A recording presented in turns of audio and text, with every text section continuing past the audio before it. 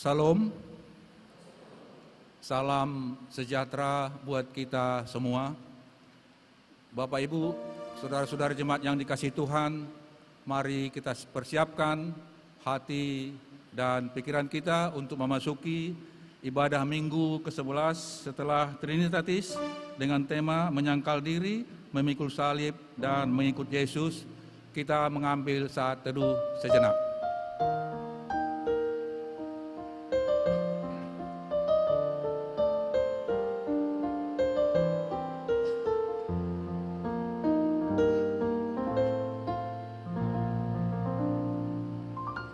Amin. Kita puji Tuhan dari Pelengkap Kidung Jemaat nomor 8 ayat 1 sampai 3, bukalah gapura indah.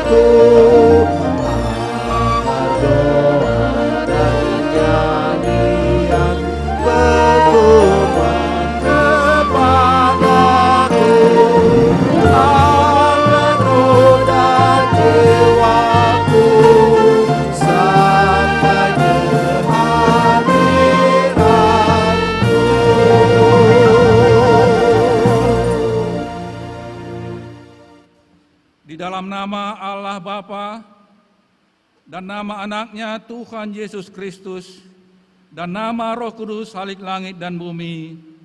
Amin. Kamu akan kuberikan hati yang baru dan roh yang baru di dalam batinmu, dan aku akan menjauhkan dari tubuhmu hati yang keras dan kuberikan kepadamu hati yang taat. Rohku akan kuberikan diam di dalam batinmu, dan aku akan membuat kamu hidup menurut segala ketetapanku, dan tetap berpegang pada peraturan-peraturanku, dan melakukannya. Demikianlah firman Tuhan. Haleluya. Haleluya. Haleluya.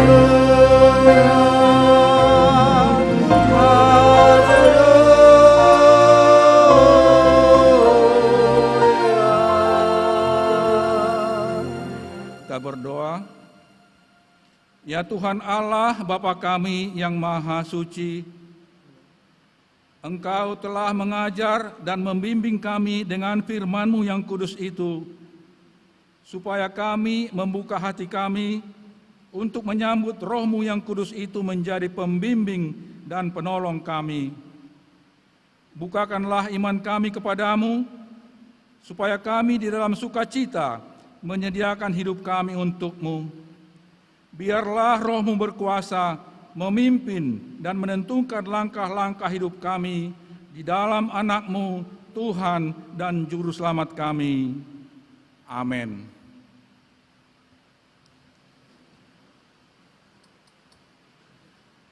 Kembali kita memuji Tuhan dari Kidung Jemaat nomor 415 ayat 1 dan 2, Gembala Baik Bersuling dan Merdu.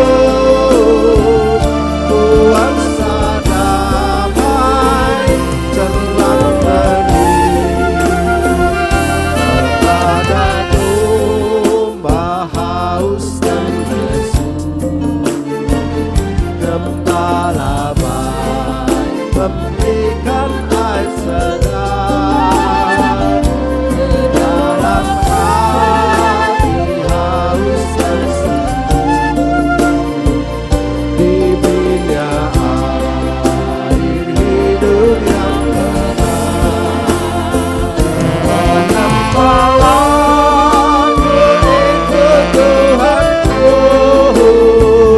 membuat aku tentram hening mengalir dalam sungai kasihmu kuasa damai celang hening. Jemaat Tuhan, marilah kita mendengarkan firman Tuhan sebagai pendahuluan khotbah pada minggu malam ini yang tertulis dalam kitab Yeremia pasal 2 ayat 4 sampai dengan ayat 13. Kita membacanya secara bergantian, di ayat 13 kita membacanya bersama-sama. Dengan firman Tuhan, hai kaum keturunan Yakub, hai segala kaum keluarga keturunan Israel, Beginilah firman Tuhan, apakah kecurangan yang didapati nenek moyangmu padaku, sehingga mereka menjauh daripadaku, mengikuti dewa kesia-siaan, sampai mereka menjadi sia-sia? dan mereka tidak lagi bertanya, di manakah Tuhan yang menuntun kita keluar dari tanah Mesir, yang memimpin kita di padang gurun, di tanah yang tandus dan yang lekak-lekuk, di tanah yang sangat kering dan gelap, di tanah yang tidak dilintasi orang dan yang tidak didiami manusia. Aku telah membawa kamu ke tanah yang subur untuk menikmati buahnya dan segala yang baik daripadanya. Tetapi segera setelah kamu masuk, kamu menajiskan tanahku. Tanah milikku telah kamu buat menjadi kekejian. Para imam tidak lagi bertanya, di manakah Tuhan? Orang-orang yang melaksanakan hukum tidak mengenal aku lagi, dan para gembala mendurhaka terhadap aku. Para nabi berbuat demi Baal, mereka mengikuti apa yang tidak berguna. Sebab itu aku akan berbantah lagi dengan kamu, demikianlah firman Tuhan, dan dengan anak cucumu aku akan berbantah. Menyeberang sajalah ke tanah pesisir orang Kitim, dan lihatlah, suruhlah orang ke Kedar, dan perhatikanlah dengan sungguh-sungguh, lihatlah, apakah ada terjadi yang seperti ini? Pernahkah suatu bangsa menukarkan Allahnya, meskipun itu sebenarnya bukan Allah? Tetapi umatku menukarkan kemuliaannya dengan apa yang tidak berguna. Tertegunlah atas hal itu, hai langit, menggigil dan gemetarlah dengan sangat, demikianlah firman Tuhan. Sebab 2 kali umatku berbuat jahat. Mereka meninggalkan aku sumber air yang hidup, untuk menggali kolam bagi mereka sendiri, yakni kolam yang bocor yang tidak dapat menahan air. Demikian pembacaan firman Tuhan. Berbahagialah setiap orang yang mendengar firman Allah, yang menghayati serta mengamalkannya. Amin.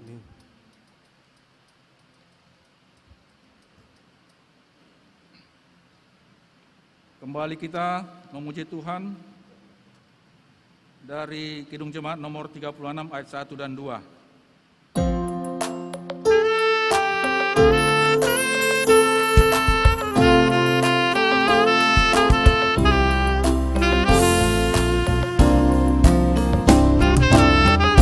Dihapuskan dosaku hanya oleh darah Yesus. Aku pulih dan sembuh hanya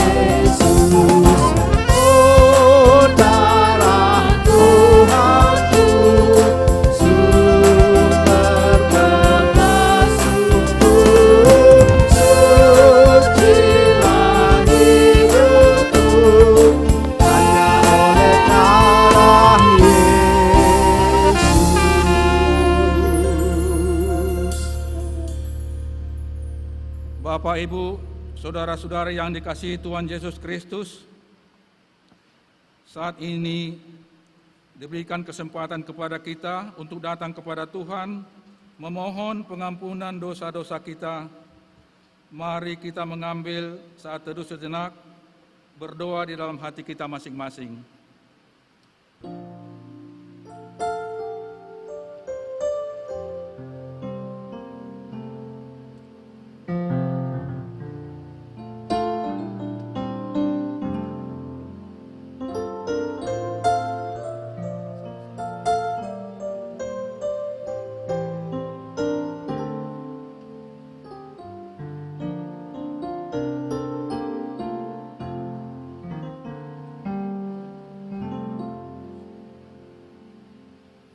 Kita berdoa. Bapa kami yang bertahta di dalam kerajaan sorga, Engkaulah Tuhan yang berkuasa mengampuni segala dosa umat manusia, dan pengampunan itu telah Engkau serahkan kepada Yesus Kristus Tuhan kami, anak-Mu yang tunggal. Tolong dan kasihanilah kami, agar kami yakin dan percaya akan keampunan dosa kami, sehingga kami benar-benar merasa bahagia di dalam hidup kami. Suruh apalah kiranya kepada kami Roh-Mu yang kudus itu, untuk menerangi pikiran dan jiwa kami, sehingga kami tidak merasa bimbang akan kasih setia-Mu, dan kami beroleh kekuatan untuk meninggalkan segala kejahatan dan keinginan dunia ini. Sekarang kami persembahkan diri dan jiwa kami kepadamu sebagai suatu persembahan yang hidup, kudus, dan mulia, di dalam nama Yesus Kristus Tuhan dan Juru Selamat kami. Amin. Janji Tuhan tentang pengampunan dosa kita. Marilah kepadaku semua yang letih lesu dan berbeban berat, aku akan memberi kelegaan kepadamu.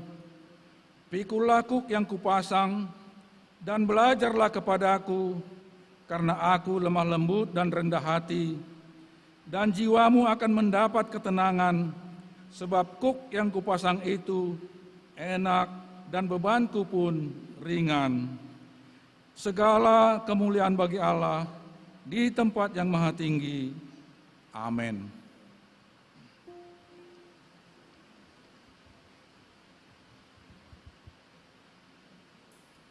Kembali kita memuji Tuhan dari pelengkap Kidung Jemaat nomor 187 ayat 1-2, Ku dengar suara Yesus.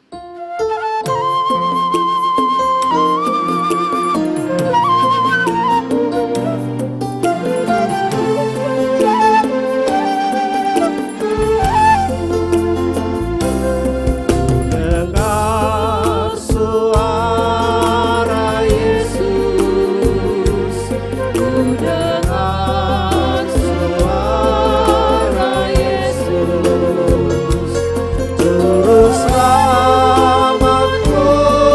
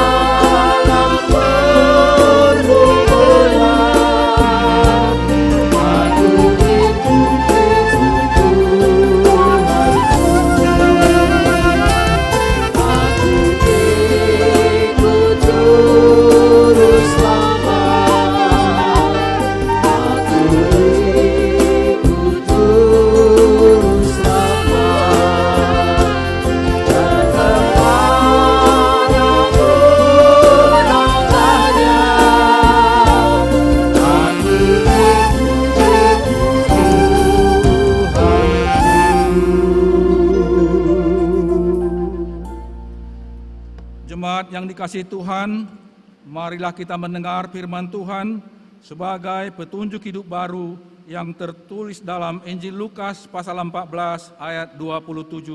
Demikian firman Tuhan. Barang siapa tidak memikul salibnya dan mengikut aku, ia tidak dapat menjadi muridku. Marilah kita bersama-sama memohon kekuatan dari Tuhan. Ya Allah Bapa kami, berilah kami kekuatan untuk melakukan yang sesuai dengan firman-Mu. Amin.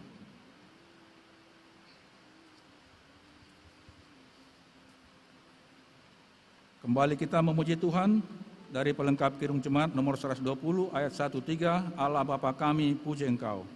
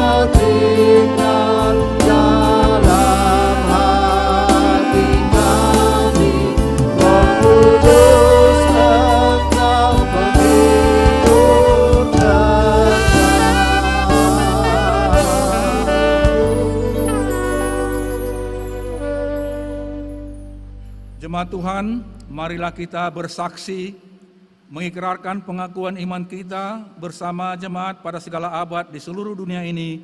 Kita ucapkan bersama-sama, aku percaya kepada Allah Bapa yang Maha Kuasa, Khalik langit dan bumi.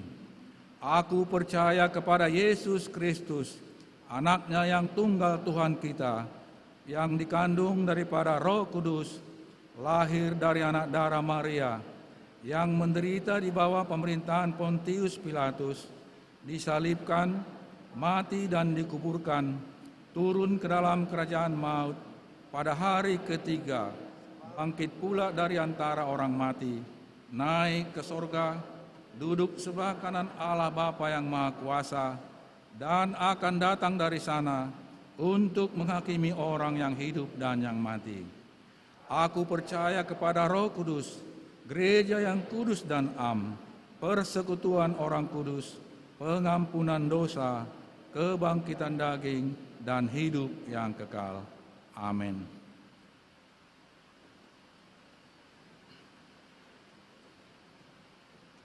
Mari kita sambut firman Tuhan. Kita puji Tuhan dari Kidung Jemaat nomor 372 ayat 1-3. Inginkah kau ikut Tuhan?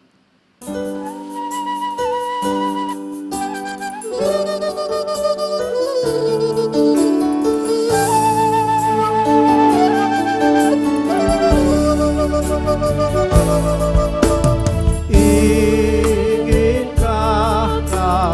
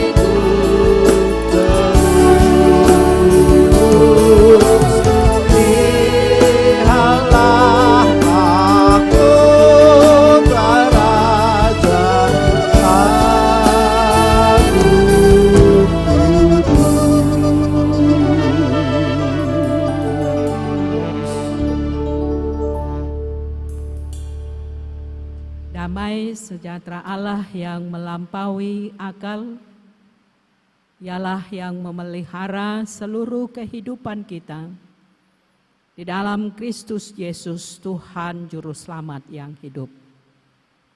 Amin. Salam Bapak Ibu, saudara-saudara.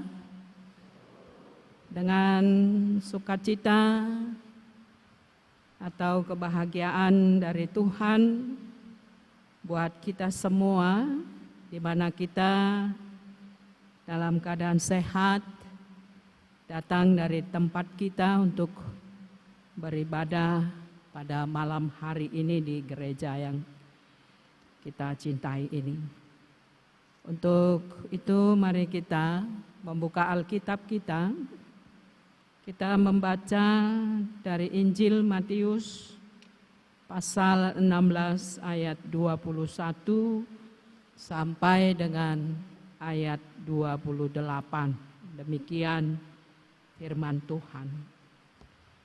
Pemberitahuan pertama tentang penderitaan Yesus dan syarat-syarat mengikut Dia.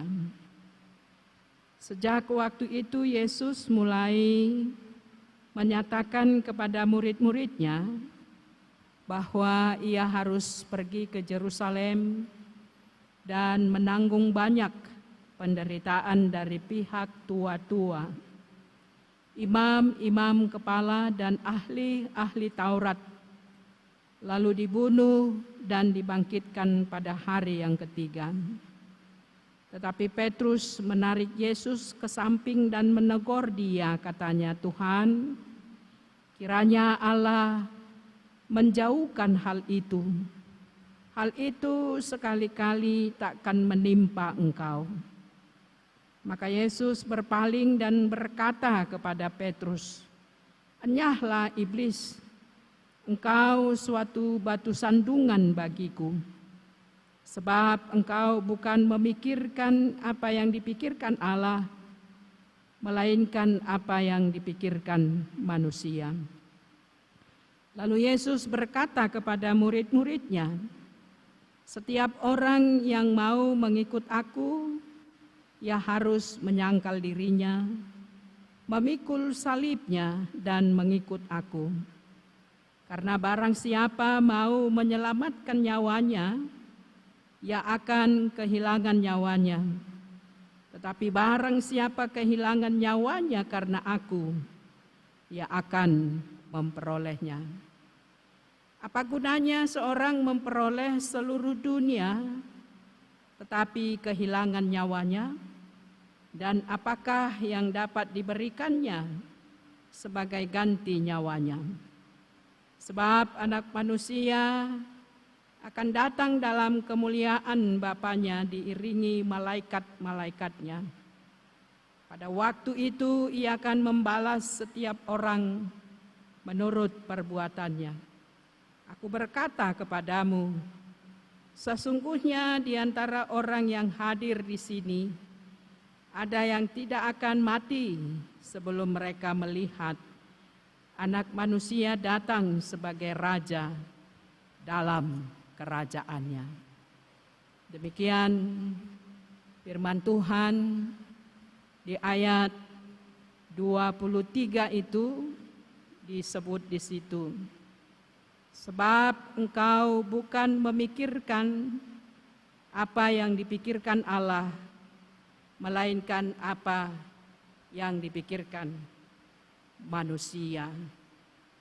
Itulah dua sifat pikiran yang bisa memengaruhi manusia, yaitu yang disebut tadi adalah memikirkan apa yang dipikirkan Allah dan memikirkan apa yang dipikirkan manusia, atau disebut dengan pikiran egosentris, yaitu ketika seseorang itu berpikir hanya demi kepentingannya sendiri atau kemanusiaannya. Dan sifat yang kedua adalah pikiran teosentris, ketika seseorang berpikir dalam pikiran Tuhan atau sesuai dengan apa yang diajarkan Tuhan atau yang dikehendaki Tuhan. Dua sifat pikiran ini yang lebih menonjol atau yang lebih banyak kita lakukan, yang kita diperhadapkan dalam situasi kehidupan kita adalah pikiran egosentris kita, yaitu ketika kita berpikir hanya demi kepentingan sendiri atau kemanusiaan kita. Nah, ini lebih banyak di tengah-tengah kehidupan kita. Dengan perkataan kita pun, dengan perasaan kita pun, dengan perbuatan kita pun, atau apa yang mau kita lakukan pun, selalu kita dilandasi oleh pikiran egosentris kita. Kenapa itu terjadi, Bapak Ibu Saudara-saudara? Kenapa itu yang dihadapi atau yang dilakukan oleh Petrus sendiri, Ibu Bapak? Itu yang dilakukan oleh Petrus, pikiran egosentrisnya. Ketika Yesus pertama sekali menyampaikan tentang penderitaannya atau dia pergi ke Yerusalem dan dia harus menanggung penderitaan dari tua-tua, ahli Farisi, bahkan ahli Taurat. Dia akan menderita, mati, dan bangkit. Ketika Yesus memberitahukan itu, pikiran egosentrisnya Petrus muncul. Dia dalam pikiran kemanusiaannya, perasaannya, dia menarik Yesus ke sampingnya, lalu dia menegur Yesus dan mengatakan, Tuhan, itu tidak akan terjadi bagimu. Tuhan, itu tidak akan terjadi bagimu. Kenapa Petrus mengatakan itu? Padahal sebelumnya Yesus berkata kepada murid-muridnya, siapakah aku? Kalau kita baca sebelum ayat 21. Siapakah aku, kata orang banyak. Lalu yang mengatakan bahwa kamu adalah Elia, kamu adalah Musa. Lalu Simon Petrus mengatakan bahwa kamu adalah Mesias, anak Allah. Lalu jawab Yesus kepada Petrus, berbahagialah engkau Petrus, sebab apa yang kamu katakan itu bukan dari dirimu, tetapi adalah dari Roh. Tetapi tidak berapa lama lagi ketika Yesus menyatakan tentang penderitaannya, bahwa dia akan menanggung penderitaan dari tua-tua, dari ahli Taurat, Farisi. Lalu Petrus terbalik dengan apa yang dikatakannya itu. Dia mengatakan dengan pikirannya sendiri, dengan kemanusiaannya. Karena apa? Lah, karena Petrus dan kawan-kawannya memahami bahwa Yesus itu Mesias itu, ya, mereka percaya bahwa Yesus itu Mesias, tapi pemahaman kemanusiaan. Mesias yang akan menyelamatkan manusia, bangsa Israel dari jajahan Romawi. Dan Yesus akan menjadi raja yang memerintah, dan mereka akan dipakai untuk menjadi staf-stafnya. Itu pikiran egosentris Petrus. Nah, Bapak Ibu saudara-saudara, acap kali kita seperti itu. Di dalam hal apa yang mau kita lakukan, sering berkecamuk di dalam pikiran kita, maunya kita apa gitu, maunya manusia kita ini apa. Bukan maunya pikiran Kristus, pikiran Allah.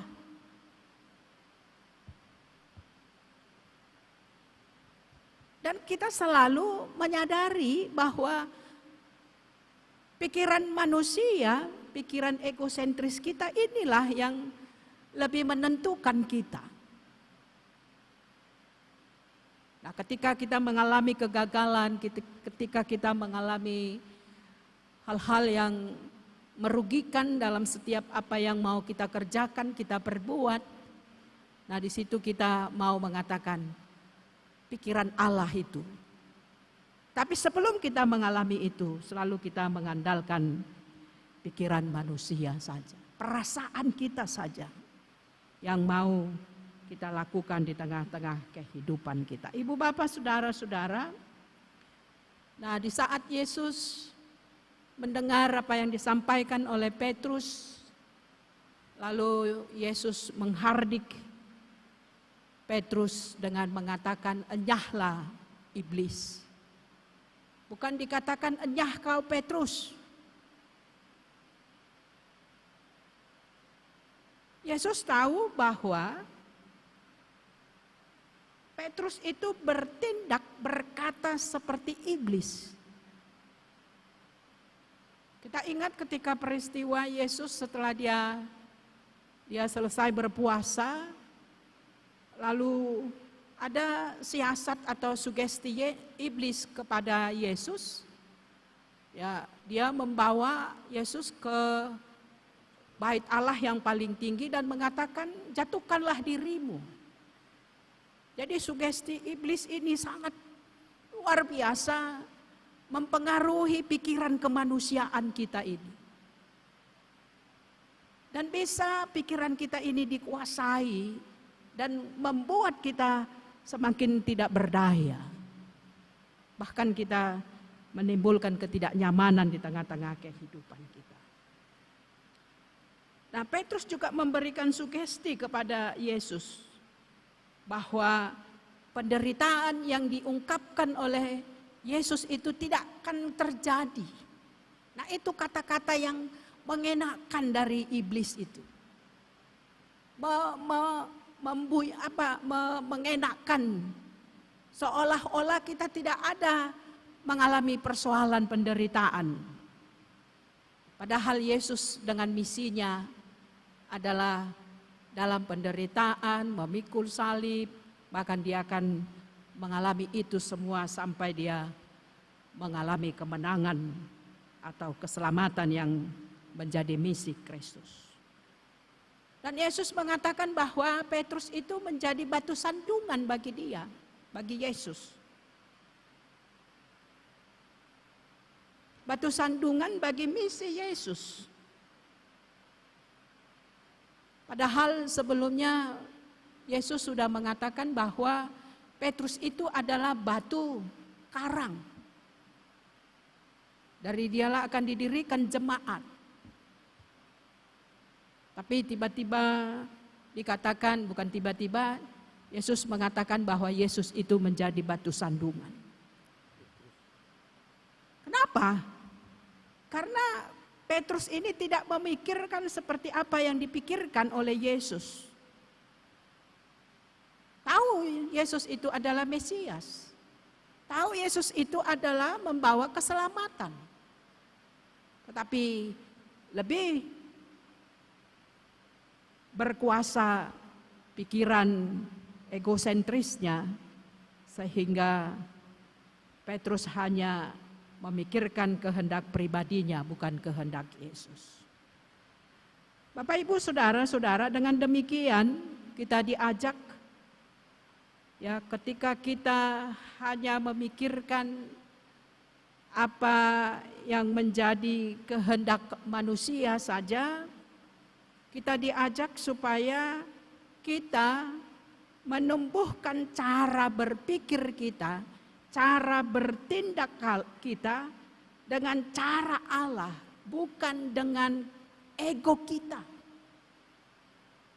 Nah, kalau kita dengan mengandalkan ego kita saja dalam persahabatan di tengah keluarga, bahkan dimanapun, yang ada adalah pertengkaran, yang ada ketidaknyamanan,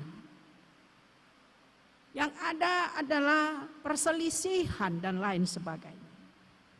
Tetapi kita sebagai orang yang beriman di dalam dunia ini, di mana kita berada, di mana kita hidup, kita mewujudkan melalui iman kita bahwa pikiran Allah lah yang kita lakukan, kehendak Allah lah yang kita lakukan.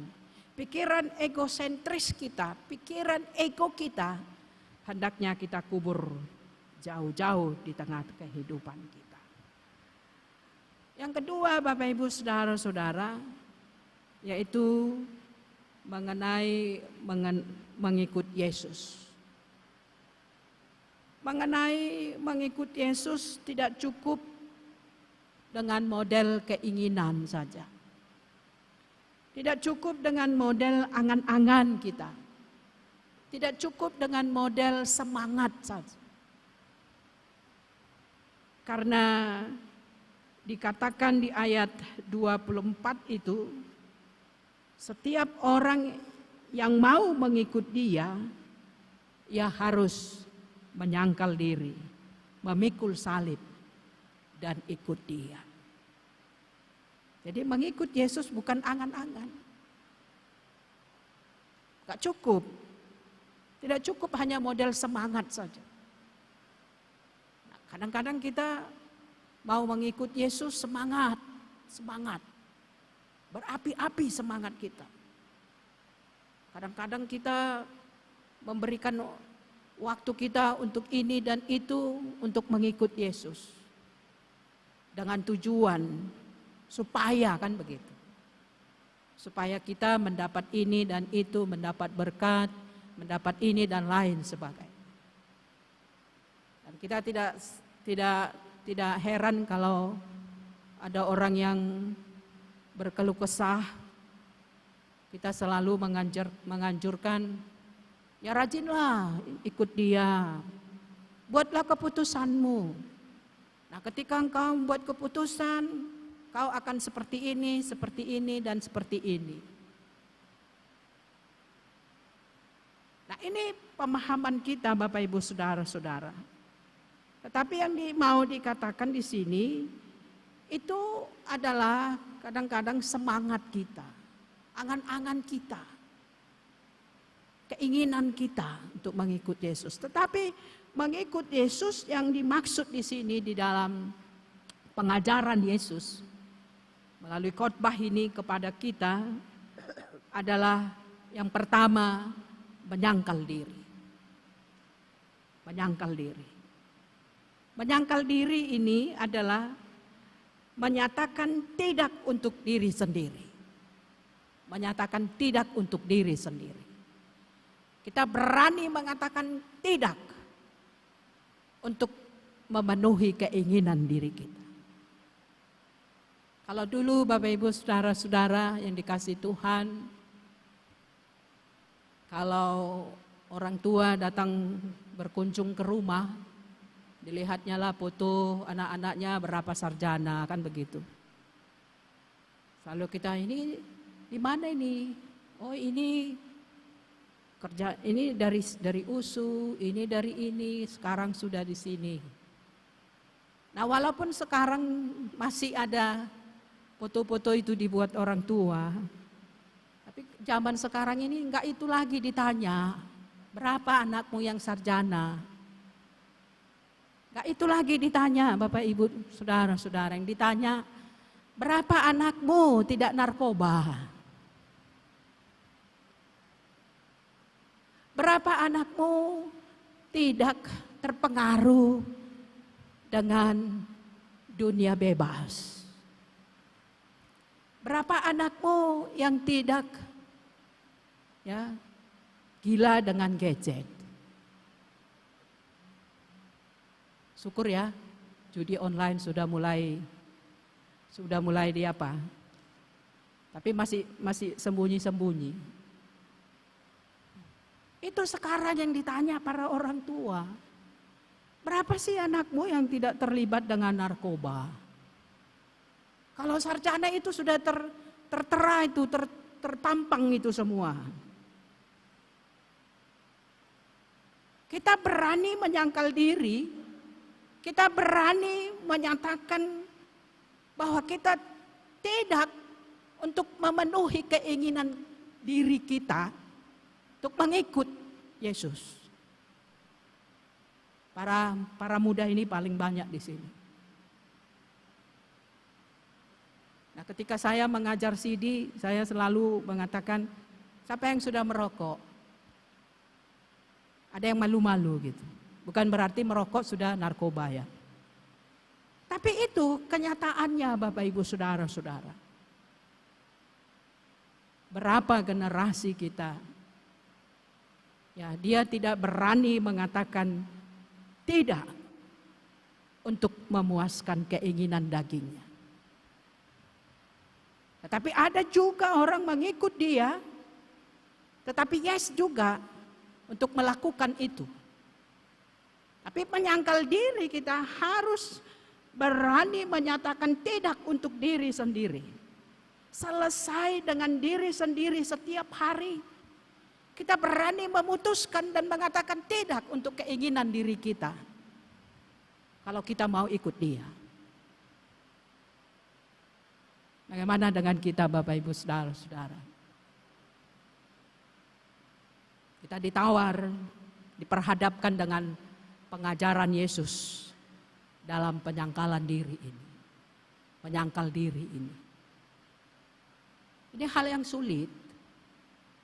Itu tadi dikatakan mengikut Yesus tidak cukup dengan keinginan saja. Tidak cukup kita hanya dengan model angan-angan, tidak cukup dengan model semangat. Tapi dengan 3 hal itu tadi, menyangkal diri, pikul salib, dan ikut dia. Tetapi hal yang sangat sulit adalah dalam hal menyangkal diri itu. Menyatakan tidak untuk diri sendiri, selesai dengan sendirinya, dengan dirinya sendiri setiap hari. Sehingga kalau kita melihat dan dalam hal menyangkal diri ini adalah menjadikan Yesus, ya, menjadikan Yesus sebagai pusat di dalam kehidupan kita. Menjadikan Yesus sebagai pusat inti di dalam kehidupan kita.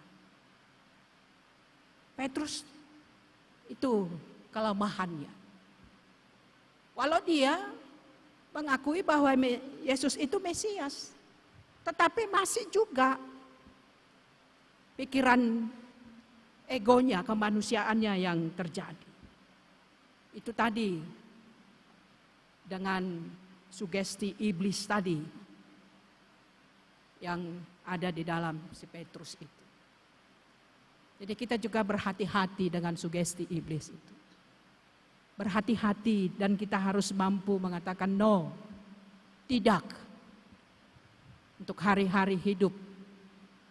Kalau kita mengikut Yesus menyangkal diri, mana yang mau kita lakukan dalam kehidupan kita. Bapak Ibu Saudara-saudara, kadang-kadang hati kita tulus untuk mau mengikut Yesus, untuk mau menyangkal Yesus. Tetapi kepikiran kita, kemanusiaan kita ini tidak bisa kita kuasai. Kadang-kadang kita kalau tidak gaul, tidak ada kawan, gak pede. Gak pede. Kalau kita sudah banyak kawan, nah itu yang membuat kita sepertinya sudah menjadi orang yang hebat dan yang terkenal. Ini kita ditantang Bapak Ibu Saudara-saudara di dalam menjalani hari-hari hidup, bahwa ketika Yesus memberitakan tentang penderitaannya, ketika kita menjalani hari-hari hidup kita tertantang dalam persoalan-persoalan hidup kita. Yang penting bagi kita, bagaimana kita yang kedua itu dalam memikul salib itu. Salib itu adalah penderitaan. Salib itu bagi orang Romawi, ya, kalau dia sudah sampai kepada penyaliban, dia akan dieksekusi mati dan pasti mati. Nah, dalam hal mengikut Yesus, kita memikul salib dan kita tidak berhenti berbicara tentang salib ini, karena salib itu adalah penderitaan. Hidup kita tidak ada salib. Ya, kalau kita di rumah ada salib, kita pakai salib, kita berbicara tentang salib, artinya itu adalah penderitaan. Yesus yang telah mati, dia akan dalam kemenangan, dalam keselamatan kita. Dan yang terakhir, Bapak Ibu Saudara-saudara, bagian yang ketiga, ikut aku katanya, ikut Yesus. Artinya dalam mengikut Yesus kita tidak ada jarak. Ada kedekatan kita, sedekat-dekatnya kita kepada Yesus. Nah, iman Kristen kita menjelaskan bahwa orang yang mengikut Yesus, ya, bahwa Yesus sudah menyediakan jejaknya, menyediakan tanda bagi orang-orang yang bersedia mengikut Yesus. Misalnya, Ibu Bapak, Saudara-saudara. Nah, ketika kita melihat ada seseorang anak kecil, dia mengambil pensil gambar, lalu dia menghubungkan antara garis-garis, ya. Biasanya kan kalau ada gambar itu tidak langsung dibuat gambarnya itu, misalnya ada gambar orang gitu, tapi ada garis-garisnya. Lalu si anak ini dengan kesabaran dan kesetiaannya dia menghubungkan garis-garis ini, menghubungkan sehingga menjadi satu kesatuan gambar itu. Nah, artinya Bapak Ibu Saudara-saudara, bahwa di dalam hidup kita ini, kita juga dengan kesabaran dan kesetiaan kita, bagaimana kita atau Yesus yang menghubungkan kita dengannya, dan kita menghubungkan diri kita dengannya, yaitu dengan garis-garis itu. Artinya ada kesabaran kita, ada kesetiaan kita dalam mengikutnya. Di dalam pengorbanannya, di dalam kasihnya, sehingga kedekatan kita untuk ikut Yesus. Oleh sebab itu, Bapak Ibu Saudara-saudara, orang yang seperti itulah, ya, dikatakan di ayat 25 dan sampai ayat 28 itu secara sangat sederhana, ketika hidup kita, ya, ketika hidup kita yang masih digenggam atau menggenggam keegoan kita, ketika hidup kita masih menggenggam atau digenggam pikiran kita, kemanusiaan kita, pola hidup kita yang lama, kedagingan kita, boleh diibaratkan Ibu Bapak ketika kita menggenggam pasir, ya. Kalau kita genggam pasir itu, dia tidak akan bisa utuh di dalamnya. Bahkan yang ada pasir itu akan keluar atau berantakan dari tangan kita itu. Nah, dengan demikian kita, Ibu Bapak, ketika kita ikut Yesus, ketika kita memikul salib Yesus, ketika kita menyangkal diri kita, ya, kita hilangkan ego kita, jangan kita genggam-genggam itu. Ego kita, kemanusiaan kita. Jangan kita genggam-genggam ambisi hidup kita.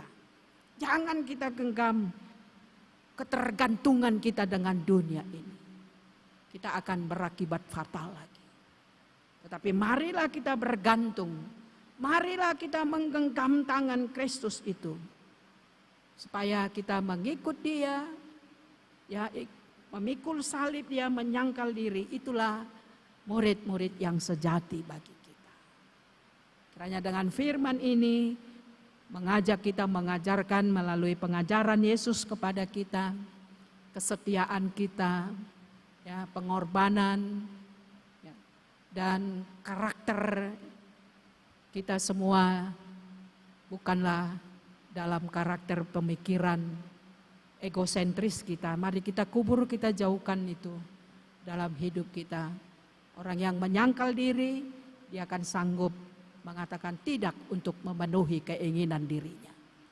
Tapi dia akan sanggup mengatakan ikut pikul salib dan ikut Dia. Itu keputusan kita.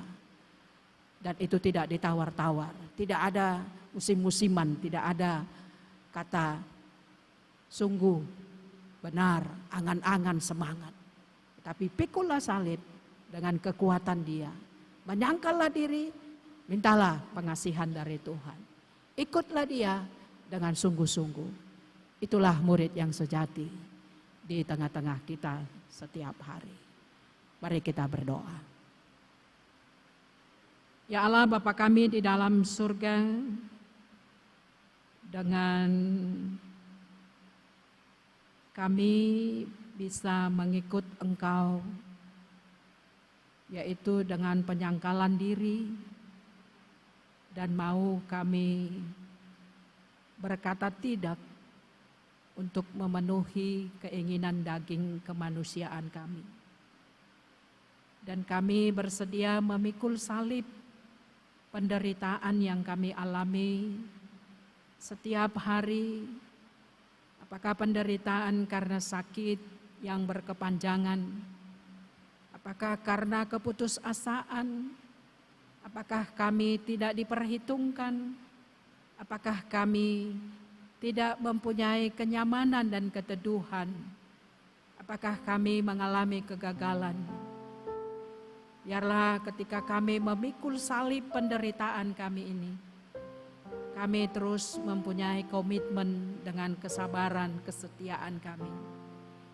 Ketika kami dalam kedekatan kami dengan Engkau, Engkau dengan kedekatan kami, ya Allah kami Yesus Kristus, pakailah pikiran kami untuk mewujudkan pikiran Allah di dalam kehidupan kami. Bukan hanya pikiran kami sendiri, tetapi pikiran Allah yang menjadi komitmen kami, sehingga kami akan memperoleh buah yang lebih banyak lagi di tengah-tengah kehidupan kami. Terima kasih ya Allah Bapa kami yang di sorga. Setiap pribadi kami yang bersama dengan Engkau beribadah di tempat gerejamu ini, kami mempunyai komitmen dalam mengikut Engkau Tuhan adalah keputusan bagi kami untuk menyangkal diri, memikul salib dengan kekuatan dan pengasihan Tuhan. Dengarkanlah doa kami ini ya Allah. Kami hanya berdoa di dalam Yesus Kristus, Tuhan Juru Selamat kami yang hidup. Amin. Kita bernyanyi.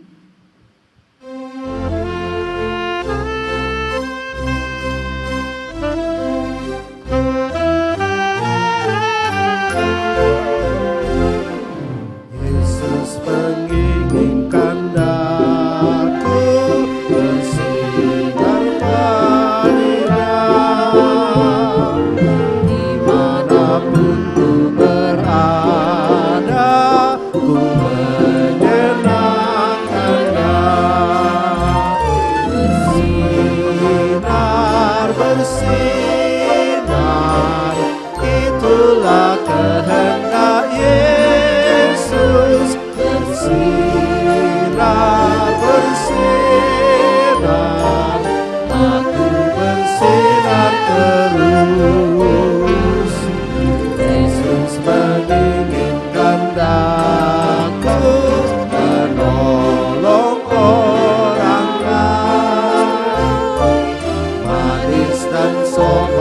selalu ketika ku menanti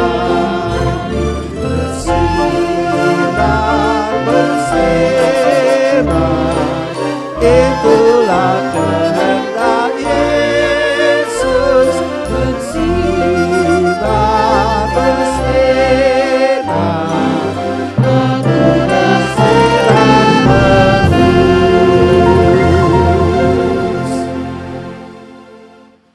Untuk memberikan persembahan syukur kita ke hadirat Tuhan, kami membaca dari 1 Tawari pasal 16 ayat 28 sampai 29. Kepada Tuhan hai suku-suku bangsa, kepada Tuhan sajalah kemuliaan dan kekuatan.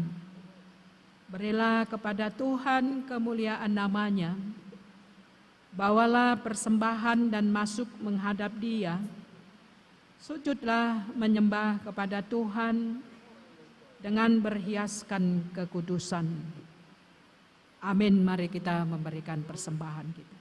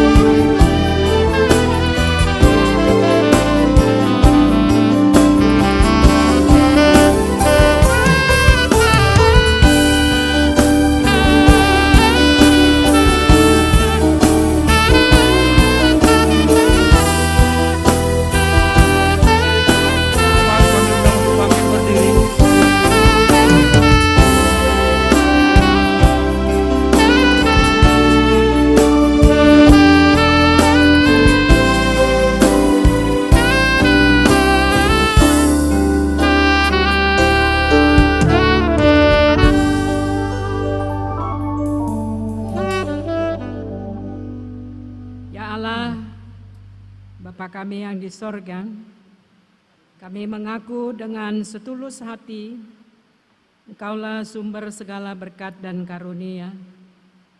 Di sini kami memberikan persembahan syukur kami kepadamu. Terimalah persembahan umat-Mu dan berkatilah menjadi alat kesaksian, persekutuan dan pelayanan jemaat-Mu ini. Jadikanlah hidup kami persembahan yang berkenan kepadamu, dan pakailah hidup kami untuk turut menghadirkan tanda-tanda kerajaan-Mu di seluruh dunia ini. Kasih, keadilan, dan damai sejahtera, sukacita. Bukalah hati kami oleh Roh Kudus-Mu, agar kami senantiasa mengucapkan syukur kepadamu. Di dalam nama Yesus Kristus Tuhan kami. Amin. Bawa persembahanmu dalam rumah Tuhan dengan rela hatimu, janganlah cemburu. Bawa persembahanmu dengan sukacita, bawa persembahanmu tanda sukacitamu, bawa persembahanmu ucaplah syukur. Persembahkan dirimu untuk Tuhan pakai, agar kerajaannya makin nyata. Damai dan sejahtera diberikan Tuhan. Bawa persembahanmu dengan sukacitamu, bawa persembahanmu ucaplah syukur.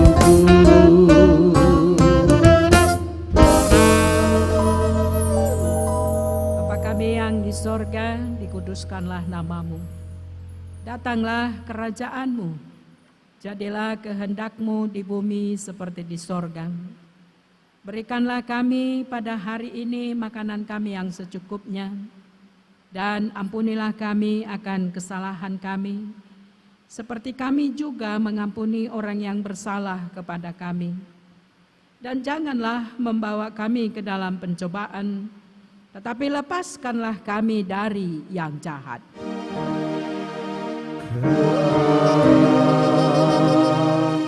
Kau yang punya kerajaan dan kekuasaan dan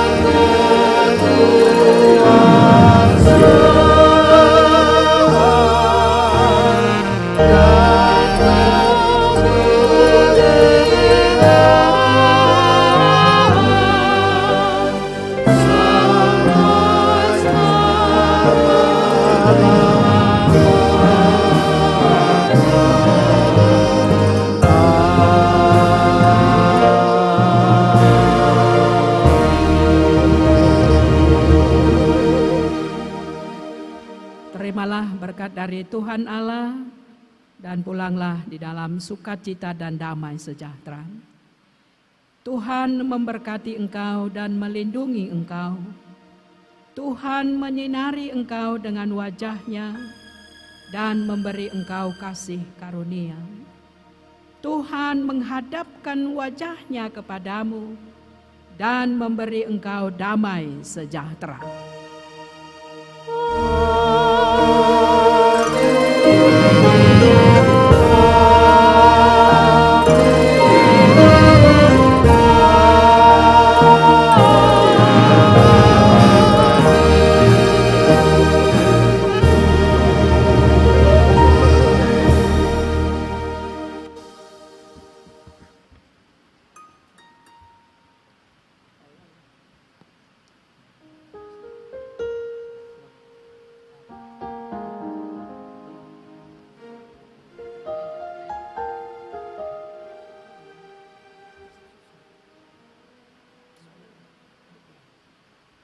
dia